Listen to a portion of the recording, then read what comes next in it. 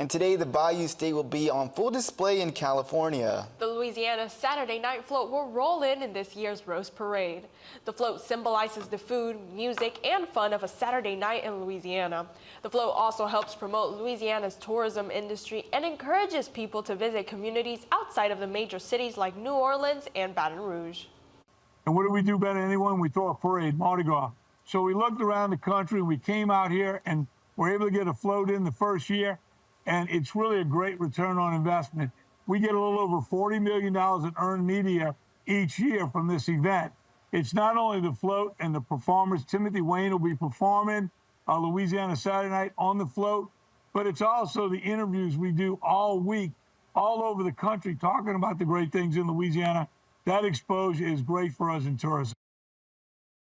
The Rose Parade starts at 10 this morning, and the Rose Bowl between Ohio State and Oregon kicks off at 4 p.m. our time. And the Fleur-de-Lis in New Orleans descended last night as a massive crowd filled the French Quarter to ring in 2025. Ashland Brothers captured the iconic moment and shares the celebration. Just like that, it is a new year in New Orleans, a big, bright, loud party. It is a festive farewell to 2024 and a semi-warm welcome to 2025. A countdown of organized chaos. Some people came hours early to claim a scenic spot, but thousands gathered in Jackson Square. You could hear people popping champagne, singing, dancing, sharing a midnight kiss, elated and erupting as the clock struck midnight. The fleur-de-lis dropped, eyes set on the sky as hundreds of fireworks reflected off the Mississippi during the annual Riverfront Fireworks Show. Love my city, y'all. Smelled like smoke and sure felt festive. New Orleans is a big party, and I feel like everyone here is part of a family. There's fun in every single corner. We love the atmosphere here. Looking at 2025 as a new prosperous year. I learned how to be a better person. I retired, I made 65. I got happy feet tonight too. This is gonna be a new year. I'm trying to stay light as a feather, one day at a time. A 3-hour-long free show featuring DJ Rockaway, New Orleans' own Bonerama, and Tank and the Bangas. The family-friendly celebration had college football fans, tourists near and far, and locals filling the French Quarter shoulder to shoulder, packed in like a can of sardines.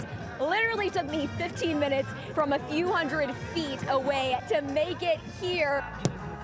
We've got a lot to look forward to. Obviously, the Sugar Bowl, the Super Bowl, Mardi Gras, plenty of big conventions coming to town, too. There's much to anticipate.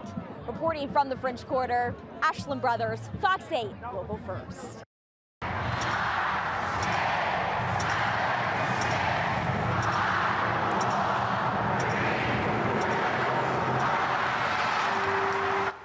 And as you just saw, the ball has dropped in New York's Times Square, ushering the new year. Crowds gathered in Times Square to see the ball drop as early as 1904.